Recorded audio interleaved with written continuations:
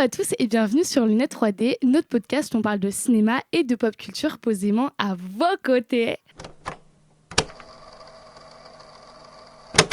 Moi c'est Eloane et toi c'est Manjou. Aujourd'hui on se retrouve pour un format qui est hyper différent de ce qu'on fait d'habitude, enfin pas hyper parce qu'on parle toujours un peu des scandales politiques, de l'actu et tout, mais on n'a jamais consacré une vidéo à ça. Et je sais pas toi Manjou, mais maintenant quand je suis sur les réseaux, je vois tout le temps plein d'infos et d'actu qui se succèdent et du coup j'arrive jamais à concentrer mon énergie sur l'une d'entre elles et du coup je sais jamais ce qui est vraiment genre exagéré par les gens ou ce qui est vraiment problématique. En fait, à chaque fois, on est noyé dans ce marasme d'informations. Il y a juste trop de choses qui s'enchaînent. Alors, moi, je suis beaucoup trop sur Internet. Et des fois, c'était... Et c'est pour ça qu'on s'est dit, pour remédier à ce problème que vous avez aussi peut-être, pourquoi pas canaliser certains scandales de l'actu ciné dans une seule vidéo, comme ça vous avez un référentiel. Nous, on a un peu travaillé nos sujets à l'avance et on a le temps d'un peu se poser dessus et pas juste voir des vidéos de 50 secondes qui se succèdent quand on scrolle. On se retrouve d'ailleurs sous canicule, donc si jamais vous voyez Manjou avec son éventail de princesse, vous saurez pourquoi. On est actuellement en train de transpirer. Et on voulait aussi vous remercier, petit message, très rapidement, petite parenthèse, pour le nombre de vues sur les Demoiselles de Rochefort. Exceptionnel. On a fait 700 vues. C'est énorme. Et genre une 60aine de likes. C'est le truc le plus élevé de très très loin. Donc on est hyper reconnaissants et on est trop contents que vous ayez pu voir notre travail à si grande échelle. Merci à tous ceux qui se sont abonnés parce qu'on a aussi dépassé les 100 abonnés sur YouTube. Dingue. C'est a big deal. C'est vraiment a big deal pour nous. On est trop heureux. Donc merci beaucoup. Maintenant on peut rentrer dans le lard. Je voulais commencer par vous parler des Césars de cette année qui se sont passés du coup le 26 février 2026. C'était la 51e édition je crois. Donc déjà les Césars cette année ont été présentés par Benjamin Laverne. Donc vous avez sans doute dû le voir dans plein de films récemment, notamment En fanfare qui avait super bien marché. Et cette cérémonie-là, elle a été présidée par Camille Cotin. Je crois qu'il y avait d'ailleurs un prix d'honneur qui a été remis à Jim Carrey de mémoire, comme ils font tous les ans pour remercier des acteurs étrangers ou des réalisateurs, etc. Le meilleur film, il a été attribué à L'Attachement de Karine Tardieu. Je sais pas si tu l'avais vu. Bref, c'était nul. Enfin, genre, j'avais grave pas aimé, mais ça, je pourrais vous en parler plus tard pour pas que vous pensiez que je fais juste du rage bait. Le meilleur film étranger, c'était attribué à Une bataille après l'autre. Avec Manjou, on a des avis hyper différents dessus. N'hésitez pas à aller voir le top 5 2025. En tout cas, dans cet épisode, on a donné notre avis sur plein de films, notamment plein de films qui ont été nominés au César. Donc n'hésitez pas à aller voir la vidéo. Allez voir la vidéo là. Allez voir la vidéo. Et le film le plus récompensé, ça avait été La Nouvelle Vague de Richard Linklater. Je ne l'ai toujours pas vu. Un peu la honte, parce que ça fait genre 3 mois que je le dis. Mais de ce que j'en ai lu et de ce que j'en ai entendu, c'était franchement pas mal, donc je trouve que c'est mérité. Après, encore une fois, j'ai pas vu le film, donc je vais me taire. Et durant cette cérémonie, où il y a eu du coup vraiment le gratin du cinéma français, mais gratin entre guillemets, parce que les gens qui sont invités au César sont pas forcément les gens les plus talentueux dans le cinéma français. Mais bon, ça vous vous en doutez de toute façon. Il y a eu 4 minutes 30 hyper choquantes, et en fait c'était un discours, plutôt une pause humoristique avant l'annonce des nominations, qui a été tenue par Alison Wheeler. Elle a fait des chroniques dans genre Quotidien, France Inter. Elle a commencé avec le studio Bagel. C'est une ancienne, c'est une OG de Internet. Vraiment. En 4 minutes 30, elle a réussi à genre mettre le doigt sur 150 réalités politiques du cinéma. Et du coup, j'ai trouvé ça hyper important d'en parler ici parce que ça fait pas mal jaser après. Et j'ai jamais pris le temps de revenir dessus, même si moi, je suis vraiment fan de ce qu'elle a dit. Elle a commencé par parler des Nepo Baby. Genre, elle a fait des vannes un peu dessus. Sachez que vous êtes tous légitimes, tous. Vous avez le droit d'être là. Monteurs, auteurs, ingé son, comédiens, même vous, les Nepo Babies. Les fils d'eux, comme on dit en français. Ne laissez personne vous dire que vous ne méritez pas votre place. Que c'est grâce à vos parents que vous êtes là. Vous avez bataillé pour être ici, hein ? Vous en avez passé des dîners à écouter des copains réalisateurs et producteurs socialistes de vos parents. Vous aussi, vous avez eu le seum des dimanches soirs pluvieux en rentrant chez vous dans le duplex familial du Trocadéro. En mode, quand vous allez vous plaindre à maman et à papa parce que vous n'avez pas eu votre petit César, et genre, je sais pas, elle parlait des bobos parisiens, etc. J'ai trouvé que c'était hyper à propos, notamment que Alison Wheeler, c'est pas du tout une Nepo Baby, elle est née dans une famille à Enghien-les-Bains. J'ai trouvé ça cool que ça vienne d'elle, parce que ça fait pas autodérision, ça fait juste dénonciation. Et en vrai, c'était genre hyper à propos. Elle a aussi fait mention de Corinne Maziero, qui est en gros une actrice qui a joué notamment Captain Marlowe. C'était dans une série policière à la télé. Je me souviens plus, je regardais un peu avec ma mère. Bref. Et du coup, je me tourne vers vous, Benjamin. Je vous remercie d'avoir eu le courage de m'inviter. Bon, c'est fou cette cérémonie, c'est la première fois que je suis aux manettes. Quand je fais un truc un tout petit peu important, j'ai toujours envie de faire des dingueries. Oh, Benjamin, j'ai des phobies d'impulsion, j'ai envie de faire une Maziero. Oh, j'ai envie de me foutre des tampax usagés derrière les oreilles et d'invectiver la ministre. Et en gros, à la 46e édition des Césars, je sais pas si tu as vu, mais Corinne Maziero, elle était venue récupérer son prix vêtue d'une peau d'âne ensanglantée. Oh. Elle a genre commencé à faire un discours sur la culture, etc. Elle a fini par enlever la peau d'âne et elle était toute nue en dessous. Et genre avec du sang, elle avait écrit des inscriptions sur son corps. Ça avait fait énormément scandale, notamment parce qu'il y avait écrit genre No Culture, No Future. Et genre elle dénonçait juste le fait que la culture avait de moins en moins de budget, que tout se privatisait, etc. C'est marrant qu'Alison Wheeler y fasse allusion non plus en mode « Oh my God, Maziero, la honte et tout », mais plus en mode genre... Elle a eu raison d'avoir ce petit excès de folie et au final, ça apporte un message. Du coup, c'est trop cool. Elle arrive quand même également à critiquer la ministre de la Culture, qui est donc Catherine Pégard. Et ça, c'est incroyable parce que genre, Catherine Pégard, elle avait pris ses fonctions depuis genre à peine quelques heures, si ce n'est quelques jours, pour remplacer Rachida Dati. Et du coup, c'était hyper drôle parce qu'elle a dit « Dis donc, Catherine, vous en avez pas marre de sacrifier la culture sur l'autel du capitalisme le plus rance alors que vous êtes nommée depuis 2 heures. » Waouh! Waouh. Je vais vous mettre la phrase quand c'est elle qui le dit parce qu'elle le dit de façon plus impactante que moi. Dites donc, Catherine, vous en avez pas marre de sacrifier la culture sur l'autel du capitalisme le plus rance alors que vous êtes nommée depuis 2 heures?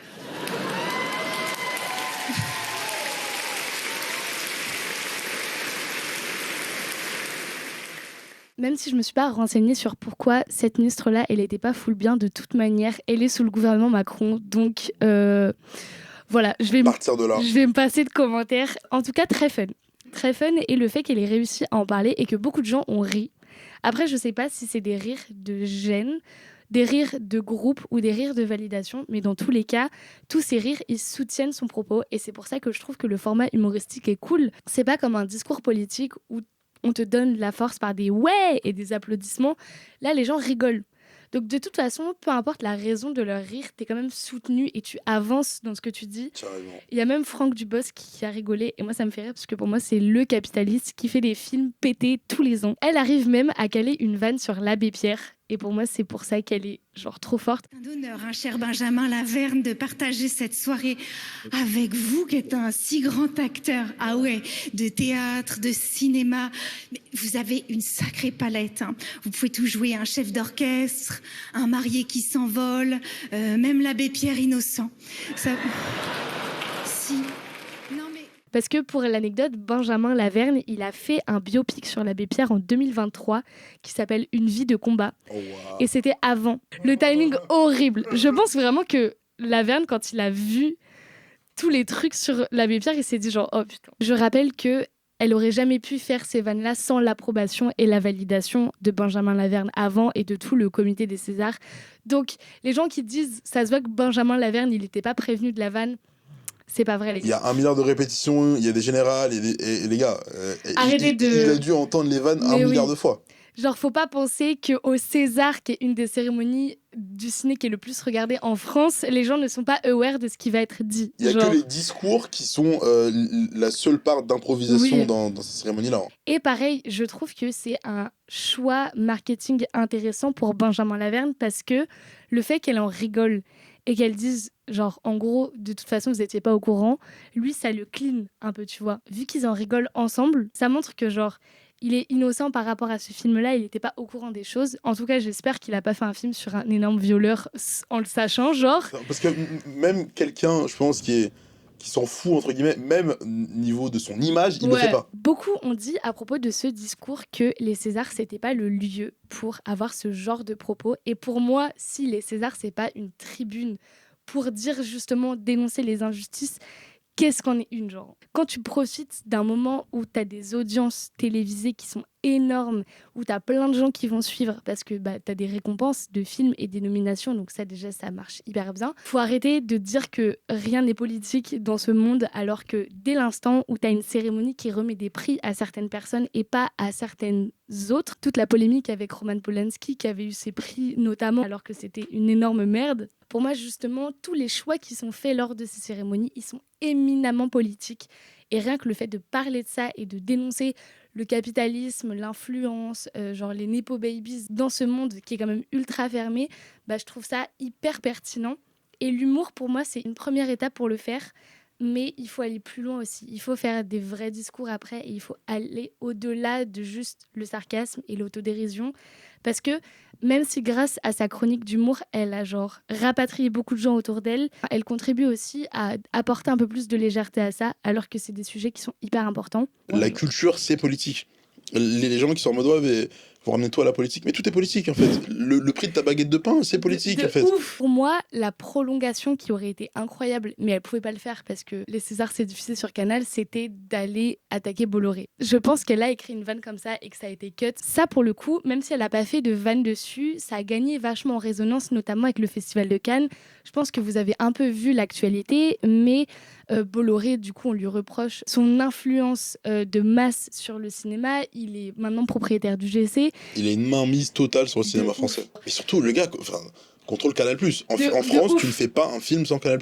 Du coup, il y a plein d'acteurs qui ont dénoncé toute cette influence-là, genre ce pouvoir, cette omnipotence sur le cinéma français à travers une pétition. Et il y a eu plein de signataires, Swan Arlo, Adèle Haenel, Juliette Binoche aussi. Plein de professionnels du milieu. Hein. Il me semble que c'était Marc Ruffalo également qui a signé la tribune. Ouais. Quoi. Et littéralement, là, le cinéma français se pète la gueule, entre autres à cause de lui, parce que Monsieur Boud, parce qu'il veut changer la chronologie des médias. Normalement, un film est diffusé au cinéma, et ensuite, les chaînes qui ont pu participer au financement, que ce soit Canal+, Arte, vont pouvoir le diffuser sur leur chaîne quelques mois après. Sauf que lui, en fait, il veut changer ça, que des films soient diffusés au cinéma et en même temps sur Canal+. Donc il n'y a même plus ce temps d'attente entre le cinéma et le digital. Ça, c'est intéressant ce que tu dis. De toute façon, avec l'essor des sites de streaming et genre de toutes ces grandes chaînes qui sont un contre-pouvoir au cinéma, moi je me souviens quand j'étais petite, il y a un film qui sortait avec mon papa, on allait l'acheter en Blu-ray genre 6 mois après pour le regarder. Tu sais, c'était le seul moyen possible. Ou alors t'attendais 2-3 ans qu'il passe à la télé, genre sur M6 ou TF1, et qu'après tu puisses l'enregistrer ou voir en replay, tu vois. Ça, c'était notre moyen de consommation du film. Du coup, t'avais beaucoup plus cette sacralisation du cinéma parce que tu savais que c'était le moyen le plus rapide pour toi de voir un film. Moi, j'ai accès à Canal depuis quelques mois. Je vois qu'il y a des films qui sortent au ciné. À peine 6 semaines après, ils sont déjà dispo sur Canal. Du coup, tu te dis, en vrai, ça sert à rien de payer aussi cher ta place de ciné si tu sais que dans 6 semaines, tu vas avoir des Wicked 2, des Une bataille après l'autre, tous les films français qui sortent et qui sont un peu publicités, etc. C'est devenu un problème tellement global, de la production à la distribution et au moment où ça arrive dans les salles et quand les gens les consomment. Il y a beaucoup de problèmes dans les financements des films.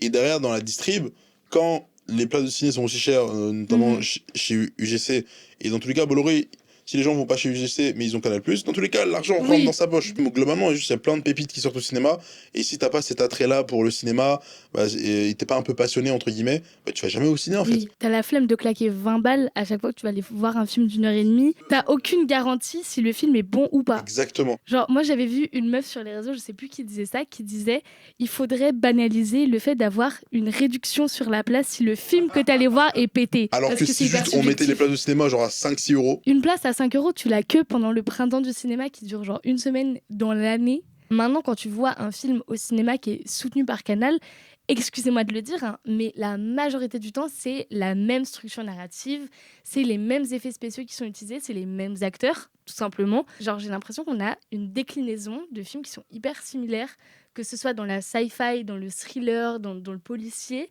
T'as toujours cette même essence. On s'ennuie, quoi. En fait, j'ai l'impression que c'est le même problème que sur YouTube. D'ailleurs, tu revois les mêmes gens constamment dans des concepts plus ou moins similaires ou bien des différents, mais c'est toujours la même chose, les mêmes schémas. En fait, le problème du cinéma, c'est que, et normalement, c'est une force en France, c'est qu'on s'en fout d'être rentable sur des films. Parce qu'on a encore ce truc de l'art et on fait des films pour faire des films en fait, parce qu'on a des idées. Des capitalistes, eux ils veulent faire de l'argent. Eux pour eux c'est un business en fait, de faire des films. Donc forcément que quand ils vont faire des films, eux leur but c'est la rentabilité. Donc au lieu d'avoir un acteur qui est grave bon mais qui est inconnu, tu prends un acteur un peu moins bon, tu sais qu'à lui tout seul il peut te faire ramener des gens. Moi je trouve aussi que ce truc avec Bolloré et les grands milliardaires qui possèdent de plus en plus de chaînes de divertissement, d'infos, de journaux, de magazines, etc., pour moi ça rejoint un peu une logique qui est très américaine, tu vois, parce que aux États-Unis, le cinéma vu comme simplement produit commercial, c'est une logique qui est là depuis genre 20-30 ans, enfin même depuis le début d'Hollywood. Dans les années 50 et tout, ça se voyait moins parce que MDR, on avait des moyens réduits, donc on faisait avec les moyens du bord. Les gens ont l'air tellement éloignés de la culture, ne se rendent pas compte à quel point la culture c'est important, qu'en fait ils sont un peu en mode ouais. En vrai, le gars peut littéralement décider de tuer le cinéma français, ce qu'il est un peu en train de faire déjà. Il a dit tous les gens qui vont signer cette pétition, pour moi je les blacklist, je ne les finance plus, je ne les mets plus en avant sur Canal. Donc dès l'instant où tu as ce pouvoir comme ça sur les gens, tous les signataires ne se sentent pas libres de faire ce qu'ils veulent. Paul Kircher, il avait signé la pétition, alors que c'est un très jeune acteur, il a genre 22-23 ans je crois. Donc ça déjà pour lui, je trouve que c'est une décision hyper courageuse parce que tu définis toute ta carrière et tu sais déjà que tu te lances pas dans ta carrière avec le soutien de Canal qui est du coup, comme on disait, un des plus gros monopoles de financement du cinéma. C'est pour ça qu'il y a des acteurs comme François Civil, Adèle Exarchopoulos et tout qui ne signeront jamais la pétition. Eux, ils dépendent de Canal pour vivre. Mais moi j'aurais adoré qu'un mec comme genre, je sais pas s'il a signé Pierre Ninet. Je crois qu'il a pas signé. Un mec comme Pierre Ninet et Adèle qui sont littéralement genre, en fait là ça aurait pu peut-être renverser la vapeur parce que littéralement il peut pas se passer d'eux. Genre Bolloré là dans l'autre sens, Bolloré ne peut pas se passer de ces acteurs là. Ils ont le privilège d'avoir le choix, tu vois. Un des trucs dont je suis hyper contente dans le cinéma américain en ce moment, c'est l'émergence des films de créateurs, vraiment des films d'auteurs, genre Obsession, même si moi j'ai détesté, mais genre... Quoi ?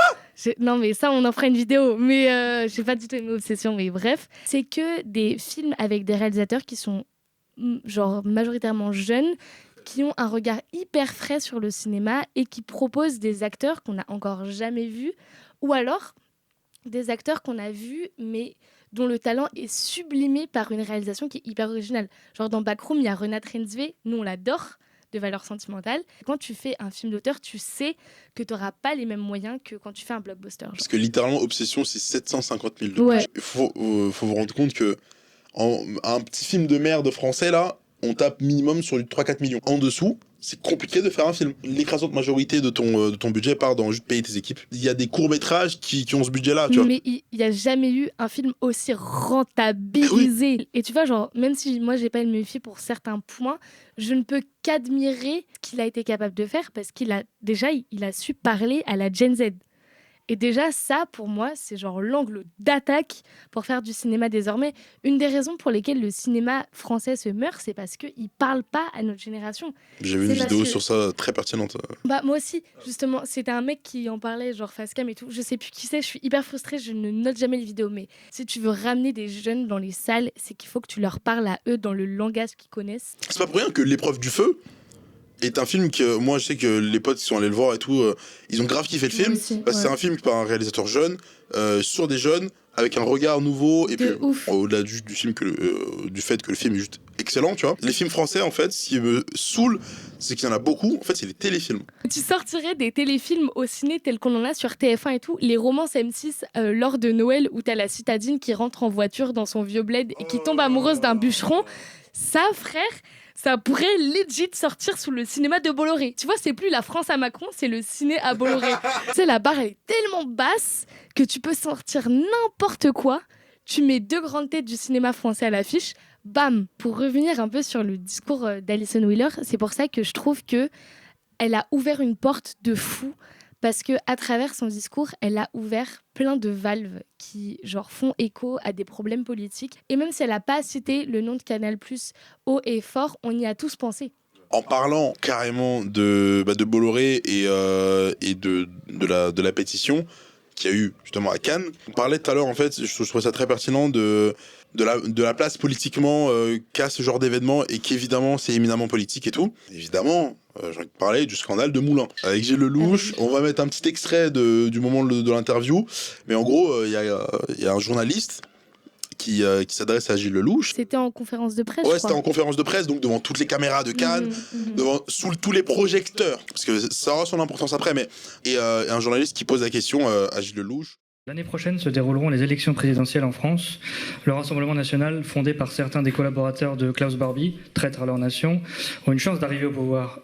Pensez-vous qu'il est aujourd'hui primordial, pour ne pas trahir la mémoire de Jean Moulin, de combattre résolument le Rassemblement national? Pensez-vous également que la France insoumise majoritaire à gauche est aujourd'hui le meilleur rempart à l'extrême droite, son programme étant aussi inspiré du programme du Conseil national de la résistance? Question pour Gilles Lelouch, s'il vous plaît. Elle n'est pas un tout petit peu orientée, votre question? J'ai pas de réponse à ça, monsieur. Le réalisateur du film a lui aussi préféré esquiver la question.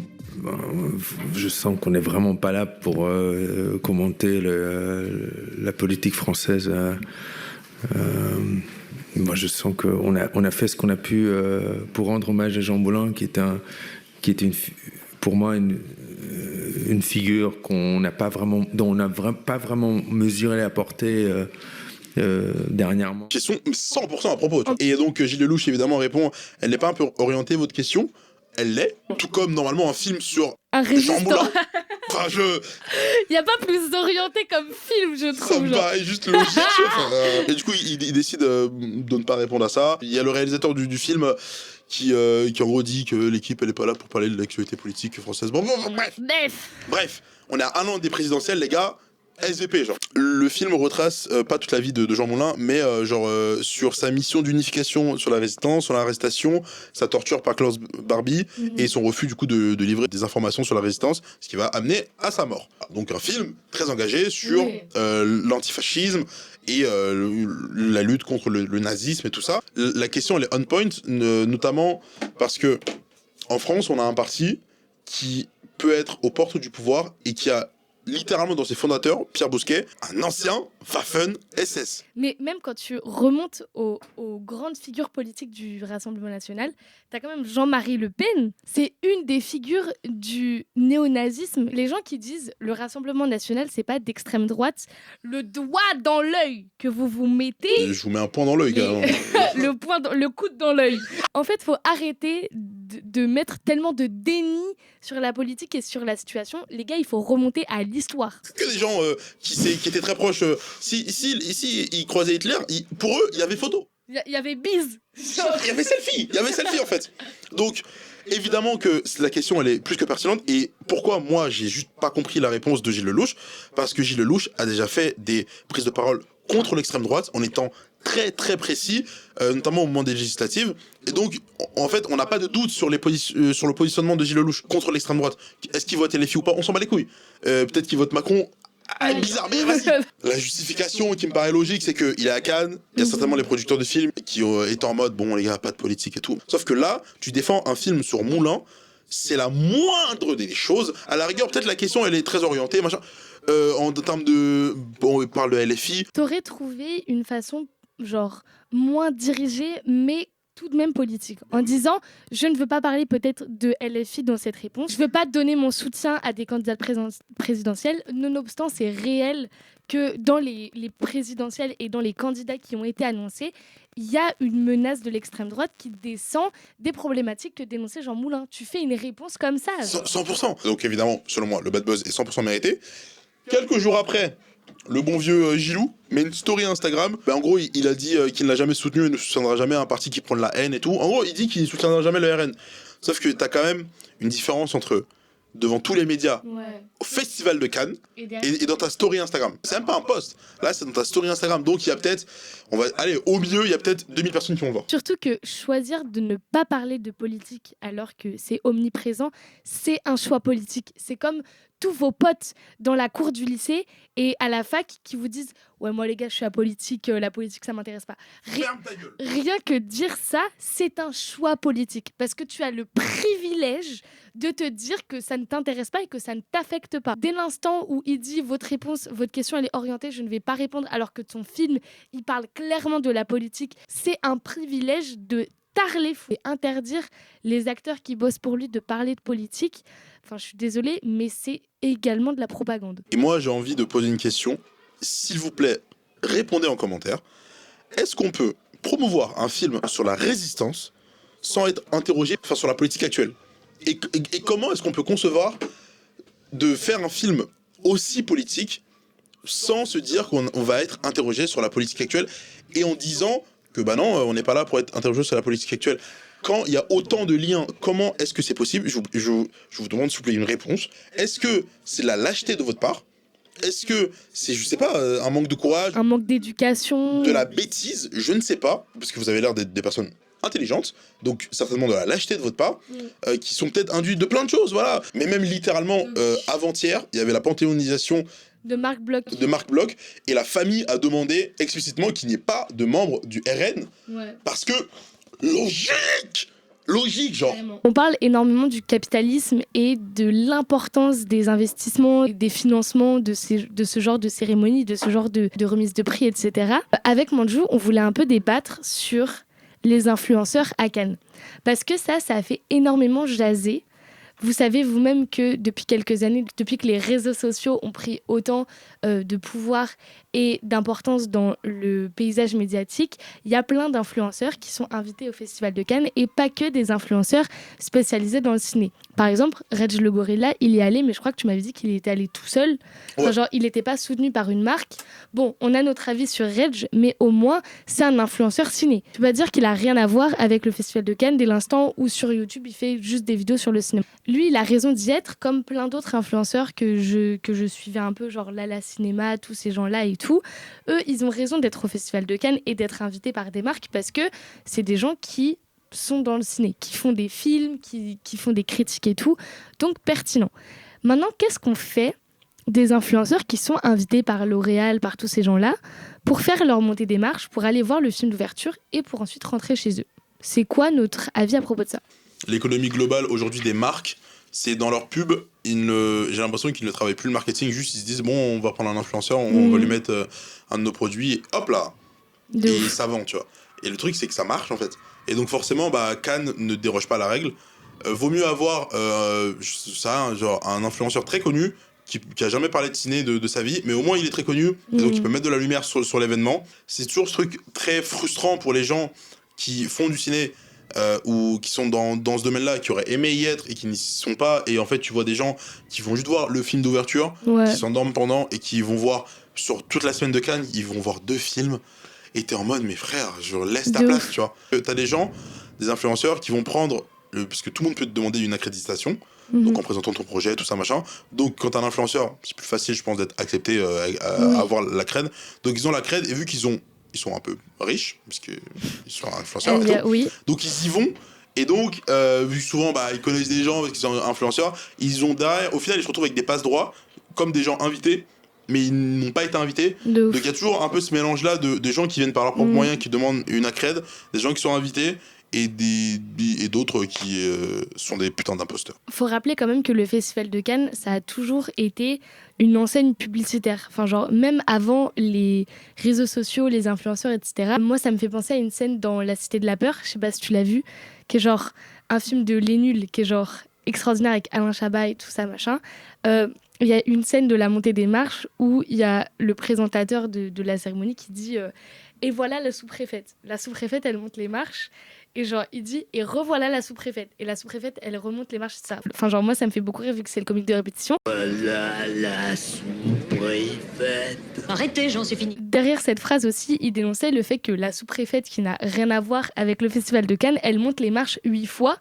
Parce que, vas-y, c'est la montée des marches, c'est le tapis rouge, c'est stylé et ça donne de l'espace médiatique. Il y a toujours eu des gens au Festival de Cannes qui n'avaient pas grand-chose à voir avec le Festival de Cannes, mais qui utilisaient ce spotlight-là pour faire passer une pub derrière. Et c'est ce que tu disais, qui est très pertinent dans le choix des marques, de choisir des gens qui sont très connus pour aussi attirer de l'attention sur le Festival de Cannes, qui est, rappelons-le, un festival très élitiste, très refermé, où tu as aussi la quinzaine des cinéastes, et genre tout ça, c'est très entre soi, c'est que des soirées de réseautage entre des petits réals et des petits scénaristes, etc. En même temps, tu démocratises, en même temps, tu ouvres l'accès à plus de gens parce que tu tends la main et tu tends l'invitation à des gens qui sont plus normaux et moins cinéma élitistes. Mais en même temps, tu mets en avant des gens qui sont peut-être moins légitimes de parler de ce genre de cérémonie alors que t'en as des milliards d'autres. Frère, tu peux inviter Loulou Kitchen au salon de l'agriculture, elle vendra son huile d'olive, elle nous fera pas chier, genre. Le Festival de Cannes,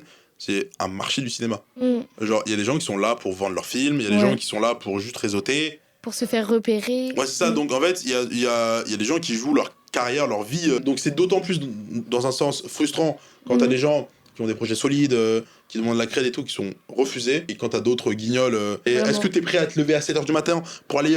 Pour t'inscrire sur tous les films de la journée et tout. Non, ils le font pas. Ils se réveillent à 15h, ils arrivent quand même à avoir des places parce qu'ils connaissent un tel, qui connaît un tel dans le truc, frère. Après, ils te feront juste une vidéo sur la Vénus électrique qui était le film d'ouverture. Faut arrêter de nous prendre pour des jambons. Et il y a des gens qui sont légitimes, même s'ils parlent pas de cinéma, parce que c'est des gens qui sont ouverts et qui proposent du contenu qui est genre très polyvalent. Des gens qui sont pas spécialisés dans le cinéma, mais qui vont utiliser le Festival de Cannes pour profondément se renseigner et apprendre. Pour genre mettre cette expérience privilégiée au service d'un apprentissage qui est après collectif, vu qu'ils en parlent sur leur plateforme. Par contre, t'invites des influenceurs qui s'en foutent et qui sont juste là pour get ready with me, choisir ma robe pour monter les marches. Tu sais très bien que ces gens-là, ils ne parleront pas après de ce qu'ils ont vu, de ce qu'ils ont appris, des gens qu'ils ont rencontrés.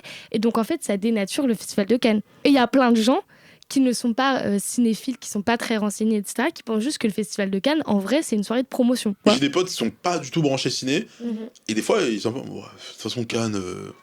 en mode, de toute façon, c'est... Cannes, ça sert à rien. Mais limite, certains, ils sont même pas au courant que t'as des films qui sont diffusés chaque instant. Finalement, maintenant, on met plus en avant la montée des marches, quel food truck sera présent sur la croisette, quel produit tu vas mettre dans tes cheveux pour aller voir tel ou tel film.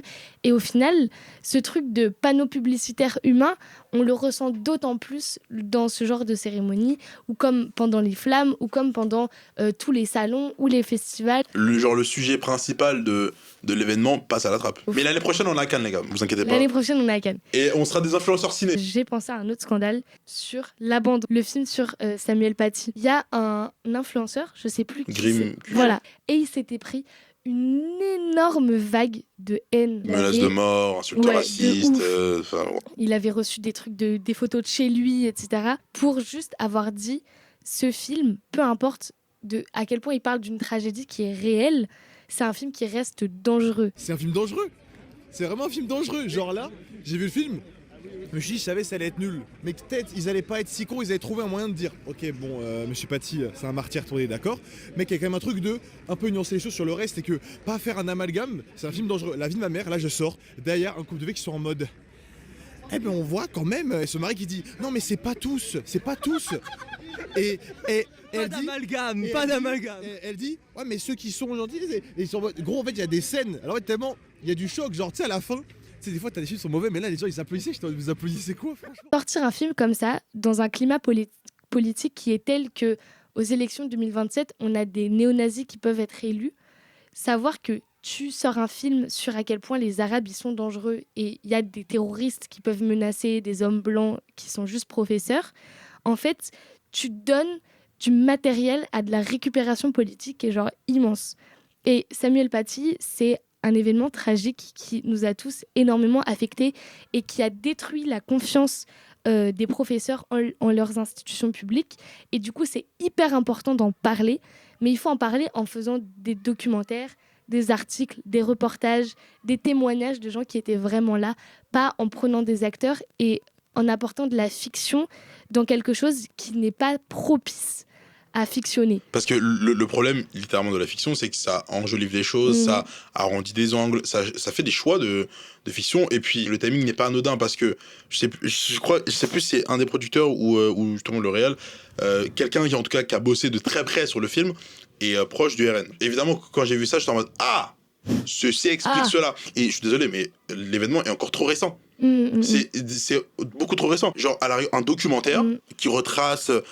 Ça aurait été la chose pertinente avec l'appui de sa famille, où tu interviews ses proches, ses anciens élèves, les autres professeurs, sa famille. Là, c'est pertinent. Et là, ça a un but de sensibilisation et de vraiment remettre entre guillemets l'église au milieu du village. Là où les biopics c'est intéressant parce que généralement ils sortent très longtemps après la vie du gars et donc t'as le temps de tu connais un peu la vie de la personne, tu sais démêler le vrai du faux. Là, le problème, c'est que c'est trop récent. C'est la vie de quelqu'un qu'on ne connaissait pas, malheureusement, avant l'événement, tu vois. Et donc, forcément, tu peux raconter en fait ce que tu veux. Tu peux modifier autant que tu veux. Tu peux raconter des âneries et choisir l'angle très bizarre. Il n'y a pas de maturité dans le point de vue qui est apporté. Ça se voit rien que dans les éléments techniques du film. L'image, elle est moche. L'étalonnage, il est inexistant, ce qui fait qu'on a tout le temps une image où, tu sais, on dirait qu'on a baissé la luminosité. Mais t'as pas augmenté des trucs pour faire que c'est équilibré. T'as juste baissé la luminosité. T'as des choix esthétiques qui sont faits. Frère, on dirait qu'on regarde genre des films aussi binaires que Star Wars avec les méchants, tu vois. Alors par exemple, quand il y a des images sur le terroriste qui a attaqué Samuel Paty, il est de dos, donc on voit pas sa tête, avec une lumière rouge qui luise sur son crâne et tout est flou, les contours ils sont flous, etc. Quand tu présentes une image comme ça, c'est que tu présentes un point de vue dessus. Et moi je vous dis pas que le terroriste il est trop mimi et qu'on lui fait des gros bisous, pas du tout. Mais je veux dire, quand tu as un point de vue qui est aussi peu nuancé et qui est aussi peu adulte sur les faits, que t'as pas de distance dessus, ton propos il va pas être aidé parce que tu vas tout de suite être dans un propos qui est binaire entre les gentils, les méchants, la victime, celui qui a attaqué. Genre moi je trouve que ce film-là, il n'a pas de nuance, il n'a pas d'ambiguïté, il n'a pas de subtilité. Il romantise des trucs où tu vois que c'est romantisé. Et genre, moi, j'ai écrit un commentaire sur Letterboxd pour dire le danger que c'était de faire un film à cette période des présidentielles pour dire à quel point ça pouvait être une bombe pour les fachos de récupération politique. Il y a un mec qui a écrit un commentaire sur ma review et qui m'a dit que j'étais du mauvais côté de l'histoire et que je contribuais à faire de la censure et à favoriser l'émergence des terroristes musulmans. What the fuck? Enfin, ma review sur Letterboxd, elle a fait genre 5 likes. C'est que mes potes, j'ai pas du tout percé, etc. Il y a quand même un gars qui a pris le temps d'aller écrire son commentaire haineux, un énorme pavé pour me dire à quel point j'étais une merde, de juste dire que ce film, il est dangereux, tu vois.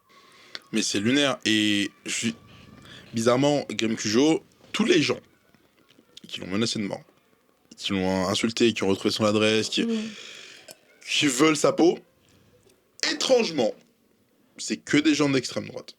Encore une fois, on vous dit pas qu'il faut pas parler de ce genre de sujet. Absolument pas. Avec Manjo, là, ce qu'on est en train de vous dire, c'est que c'est hyper important de pas créer du tabou sur des tragédies et des horreurs qui se sont passées comme ça. Et en plus, la violence derrière l'assassinat de Samuel Paty, elle est immense.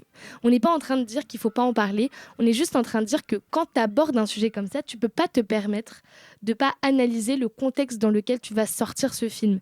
C'est-à-dire le climat politique de ton pays, comment les gens peuvent potentiellement recevoir ton film, comment il peut être réutilisé par certaines personnes, quelle est la cible de ton film et quel message tu transmets inconsciemment à travers tes images.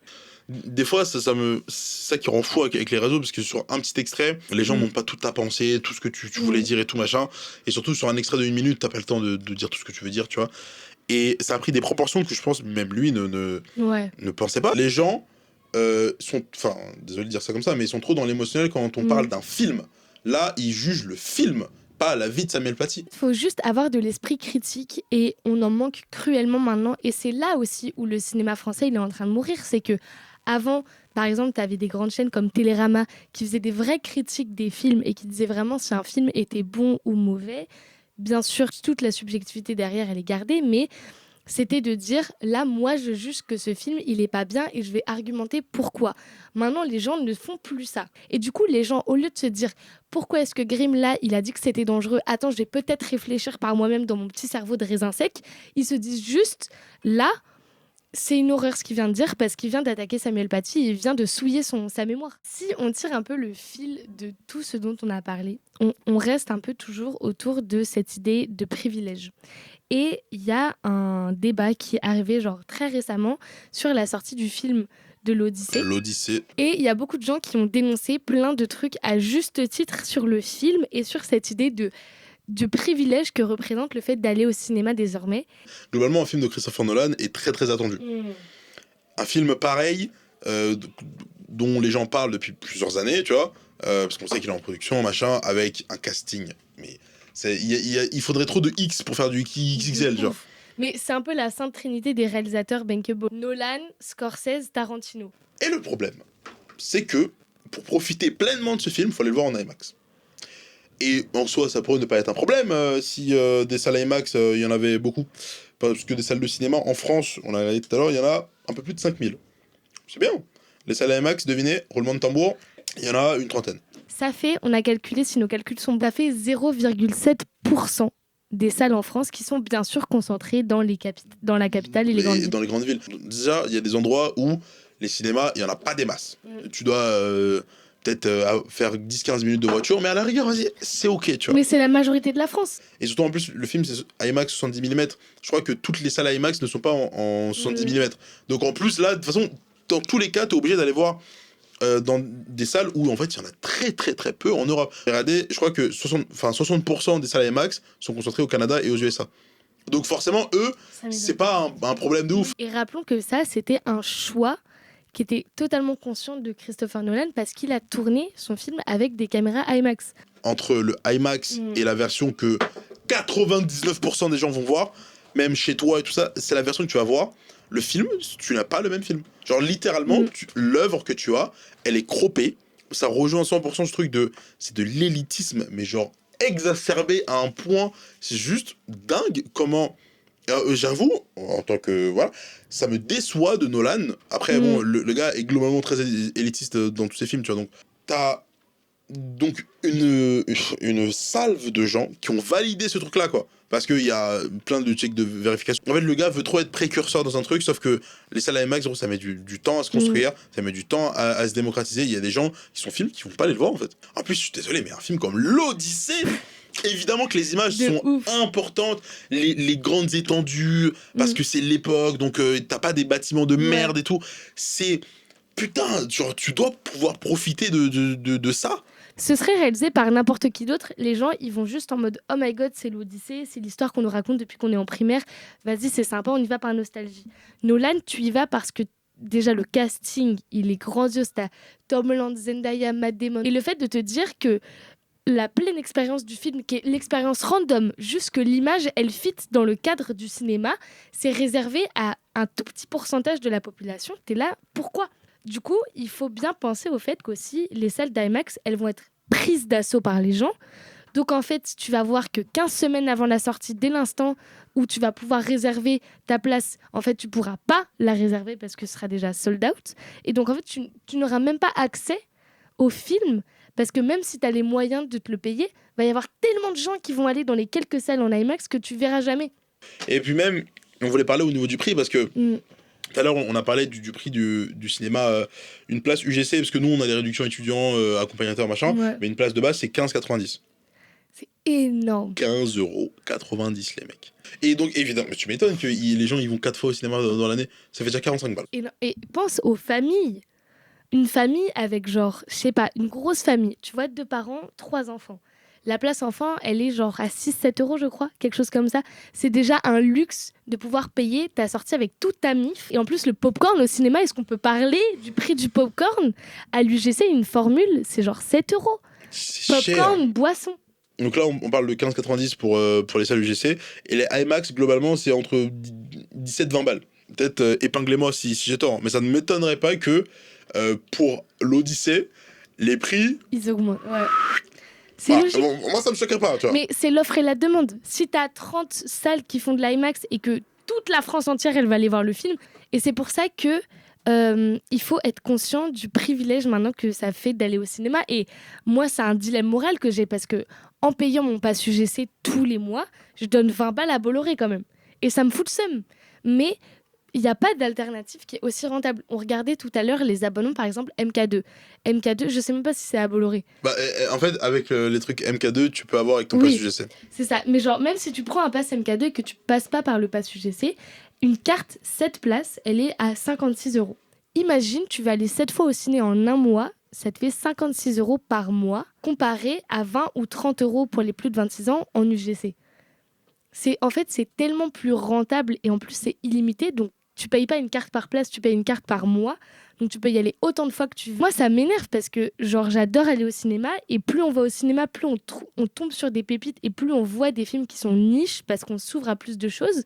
Mais en même temps, tu te dis, moi j'ai le seum vu que je suis étudiante et que j'ai pas les moyens de payer une carte par place pour des petits cinémas d'arrêt-essai, je suis obligée de passer par là. C'est ce que tu disais, même si un cinéma... Il n'y a pas écrit UGC sur sa devanture. Dès l'instant où, avec ton pass UGC, tu peux avoir une place gratuite dans ce cinéma, il y a un accord commercial qui fait. Et le truc qu'il faut préciser aussi, c'est que un cinéma qui refuse un rachat par UGC, c'est que ce cinéma, il peut se permettre de refuser ça. Parce que en entrant dans une collaboration avec UGC, tu as une certaine sécurité parce que tu sais que tu vas avoir accès à un énorme catalogue de films et que tu n'auras pas à te démerder toi-même pour avoir des droits pour les les visas films d'exploitation étrangers. et tout, parce que des fois c'est un enfer. C'est un enfer. Là, avec UGC, tu reçois le film tout pépouze dans ta boîte aux lettres. Tu sais aussi que du coup, les gens, ils ont des passes UGC, donc ça va ramener plus de monde. Et en fait, ça va juste démocratiser ton cinéma. Tu as des gens qui vont venir d'un peu plus loin pour y aller et tu sais que tu vas avoir accès à beaucoup plus de budget que ce que tu avais avant avec ton petit cinéma de quartier. Pour moi, c'est du mépris de classe, voilà, je le dis. Pour moi, c'est du mépris de classe. C'est genre, gros, en fait, si vous n'avez pas les moyens de. Allez pas au film, en fait.